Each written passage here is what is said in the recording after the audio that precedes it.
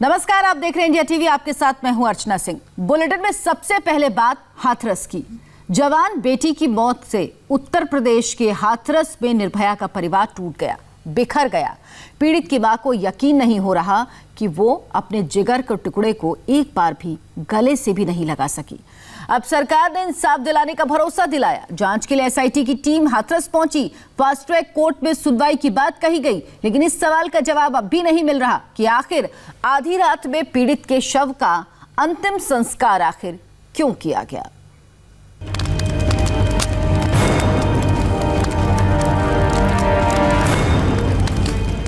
Police प्रशासन ने उन्होंने कोई भी बात नहीं मानी हमारी। फिर लोगों ने बोला कि नहीं अभी होगा। हम बोले सवेरे करेंगे, हमारी बच्ची को बॉडी दे दो जाके। उनके जो बेटे हैं उनसे बात हुई थी और उन्होंने सहमति दी थी कि रात को अंतिम संस्कार कर दिया जाए।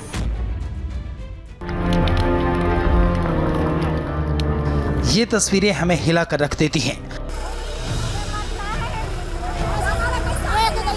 हमारे सौंदर्य बोध को सदमा पहुंचाती हैं और हमें बेचैन कर देती हैं। उत्तर प्रदेश के हाथरस में पुलिस धृतराष्ट्र बन गई थी।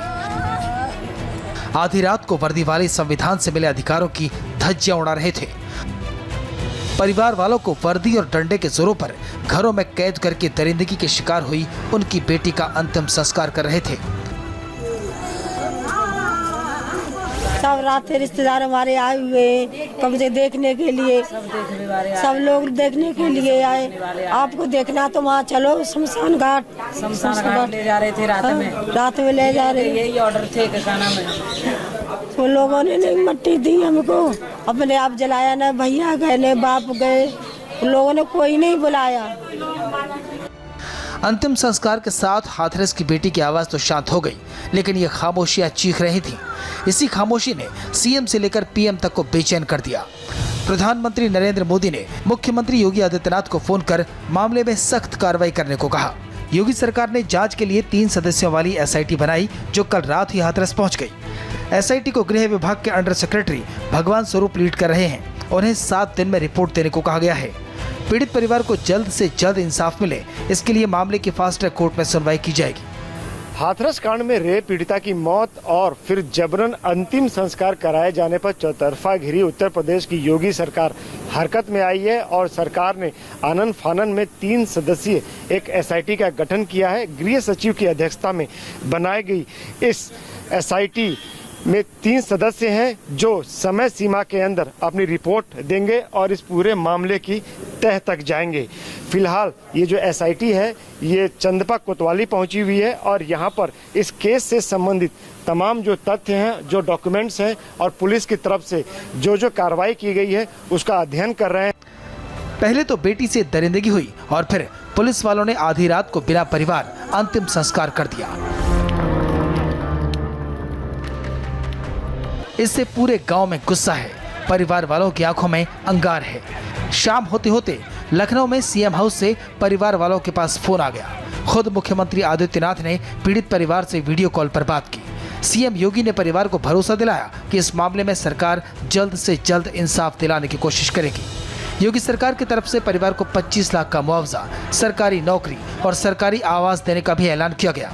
लेकिन इन सब के बीच इस सवाल का जवाब किसी के पास नहीं है कि आखिर आधी रात को डंडे के जोर पर पुलिस ने जबरन अंतिम संस्कार क्यों कर दिया। परिवार को आखिरी बार बेटी का चेहरा तक देखने का मौका क्यों नहीं दिया गया।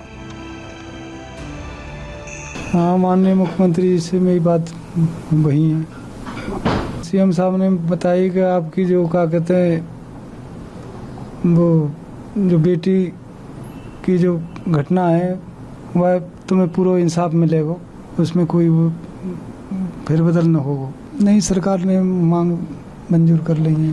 ठीक है। नहीं, ये सच तो है कि क्या कहते हैं हमें बेटी को नहीं दिखाया गया। चिता की आग के साथ नैतिकता और बुनियादी सवाल भी जलकर खाक हो गए। एक तस्वीर कह रही थी कि परिवार वाले नहीं चाहते थे कि आधी रात में इस तरह बेटी का अंतिम संस्कार हो। अपनी बेटी का एक बार चेहरा देखना चाहते थे, हाथों में मेहंदी और माथे में आंगन की मिट्टी लगाना चाहते थे।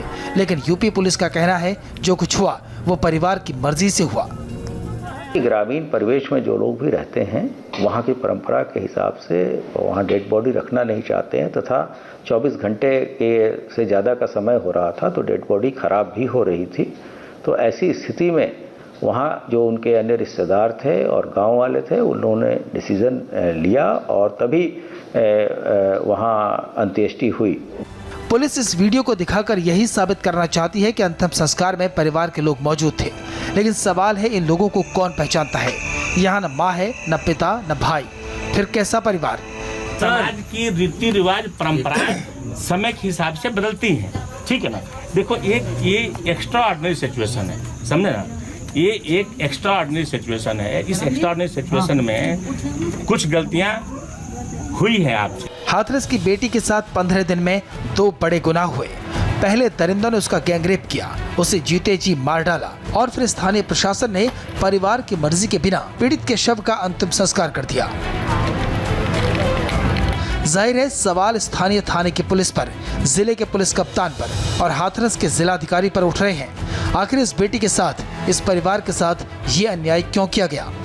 रवि चौधरी के साथ आनंद प्रकाश पांडे, इंडिया टीवी, हाथरस। 14 सितंबर को हाथरस के गांव में दरिंदों की चौकड़ी ने जुर्म की ऐसी दास्तान लिखी कि पूरा देश हिल गया। अब आरोपियों के परिवार वाले कह रहे हैं उन्हें फंसाया जा रहा है और पीड़ित परिवार वाले कह रहे हैं ठाकुरों ने मार दिया। जिस खेत में निर्भया के साथ दरिंदगी हुई थी, जहां वो रहती थी, उस चौराहे से देखिए हमारी ये एक्सक्लूसिव रिपोर्ट। इनके पैर पकड़े, झोली पसारी, एक बार बेटी का चेहरा दिखा दो, एक बार भीख डाल दो इसकी झोली में। एक लड़की पर 4 भेड़ियों का टूट पड़ना क्या होता है, खाकी वाले जानते हैं। खिलखिलाती हुई बच्चियों को लाश में बदल जाने का मतलब क्या होता है, क्या ये खादी वाले जानते हैं। आंगन में इसी घर में वो खेल के 19 साल की हुई, बड़ी हुई, अब अचानक यहाँ आपके सामने नहीं है वो। उस दुनिया में वो नहीं है, उन लोगों की वजह से नहीं है मेरी बेटी। उनको भी ऐसी होनी चाहिए। मेरी बेटी पली पलाई चली गई है, वो भी रोए ऐसे ही। आज कुछ बीमार होती थी, कम कोई अंत दिखाती। मेरी बेटी कोई बीमार नहीं थी, मेरी बेटी को तो मारा गया फांसी देके।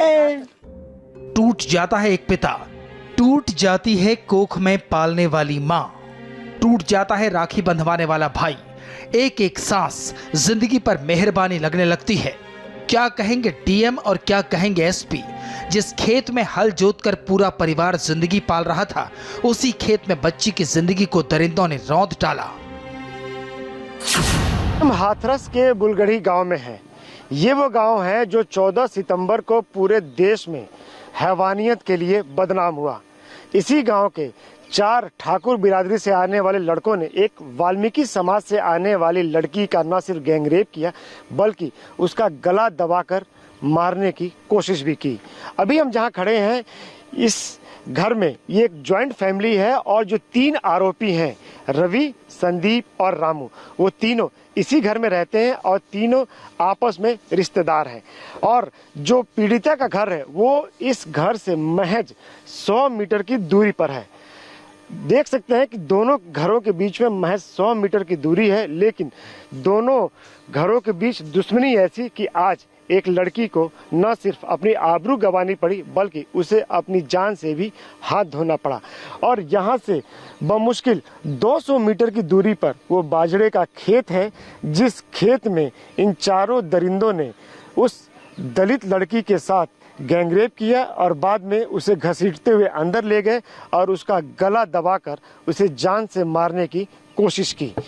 अब पुलिस इस मामले में पूरी तहकीकात कर रही है। चारों आरोपी अपने घरों से फरार हो गए थे, लेकिन बाद में पुलिस ने उन चारों आरोपियों को गिरफ्तार किया। आज हाथरस बहुत उदास है। इस खेत में बेरहम व्यवस्थाओं के आतंक का एक एक अक्षर खुदा हुआ है। आप उन्हें पढ़ने से नहीं कतरा सकते, क्योंकि वो अक्षर चीखते हैं। पुलिस की पलटन पर ही मामले को कमजोर करने का आरोप है, लेकिन आरोपियों को पकड़ने के बाद पुलिस अपनी पीठ थपथपा रही है। आरोपियों के घर भी हमारी टीम पहुंची, ये जानने के लिए कि क्या कोई पुराना मामला है, क्या कोई पुरानी रंजिश थी, कहीं एक गांव में ऊंची और नीची जातियों के झगड़े का मामला तो नहीं।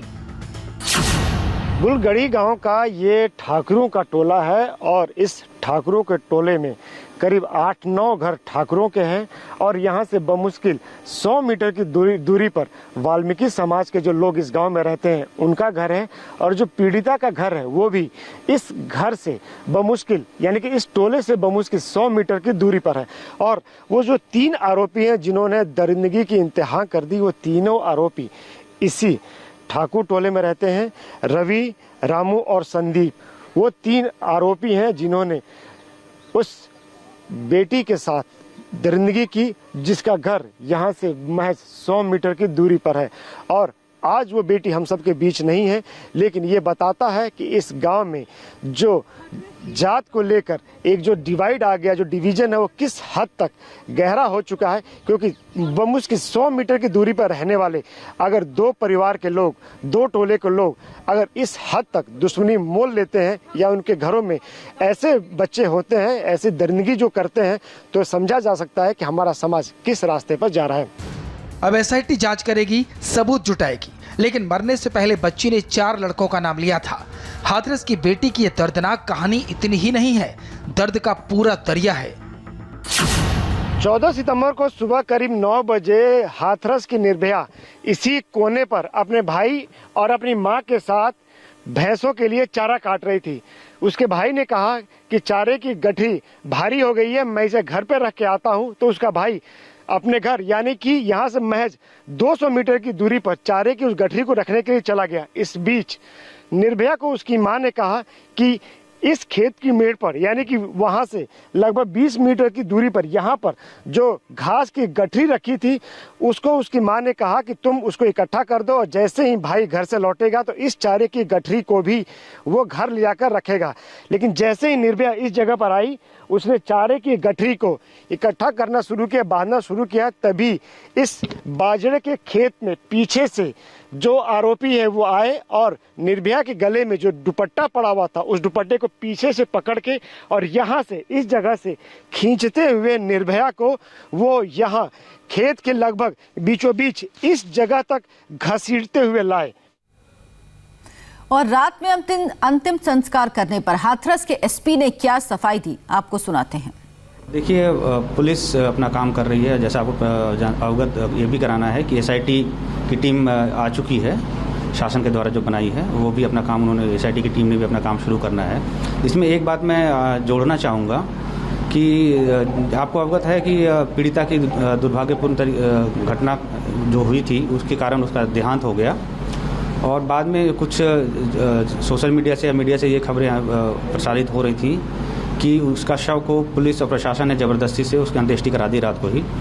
इसके बारे में ये अवगत कराना है कि जब जैसा आपको पता है कि सुबह ही पीड़िता की मृत्यु हुई थी, उसके बाद लगभग दोपहर तक पोस्टमार्टम की कार्रवाई कंप्लीट हो गई थी, लेकिन अस्पताल के कुछ हंगामे आदि की वजह से समय से शव उनके गृह गाँव में नहीं आ पाया था।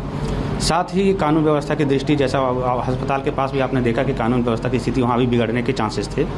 इन सब को देखते हुए तथा ये भी बात थी कि पोस्टमार्टम के बाद काफ़ी समय हो गया था, इन सब को बातों को देखते हुए उनके पिता, पीड़िता के पिता और भाई आदि सबसे संबंधियों से बातचीत की गई, उनसे रिक्वेस्ट भी किया गया, तो वो एग्री हो गए थे कि शव का अंतिम संस्कार रात को ही किया जाएगा। तो एसपी हो या कोई भी अधिकारी, हर अधिकारी यही सफाई दे रहा है कि परिवार की सहमति से रात में अंतिम संस्कार किया गया, जबकि परिवार इस बात से पूरी तरह से इनकार कर रहा है। और इस बीच एसआईटी की टीम भी हाथरस पहुंच गई है। हमारे संवाददाता आनंद प्रकाश पांडे भी हाथरस के उसी गांव में इस वक्त मौजूद हैं, हम उनसे भी बात करेंगे। फिलहाल एक छोटा सा ब्रेक, फौरन वापस लौटेंगे।